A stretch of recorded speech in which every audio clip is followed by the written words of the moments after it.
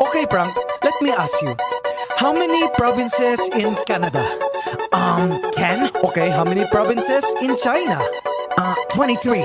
How many provinces in the Philippines? I don't know. How many? Believe it or not, 81. Abra, Kalinga, Aurora, Laguna, Maguindanao, Ifugao, Isabela, Aklan and Basilan, Sulu, Biliran, Leyte, Cagayan, Bulacan and Palawan, Batanes, Batangas, Bohol, Guimaras, Agusan del Norte, Agusan del Sur, Capiz, Cavite, Bataan, Masbate, Ilocos Norte, Ilocos Sur, Tadlac, Tawi-Tawi, Cebu, Sarangani, Camarines Norte, Sorsogon, Compostela Valley, Quezon, Zambales, Camarines Sur and Bukidnon, Zamboanga, Sibugay and Del Sur, Albay, Zamboanga del Norte din, there's Pampanga, Nueva Ecija, Nueva Vizcaya and Camiguin. These are the Philippine provinces. Every Pinoy in the world comes from one of them. Mabuhay! These are the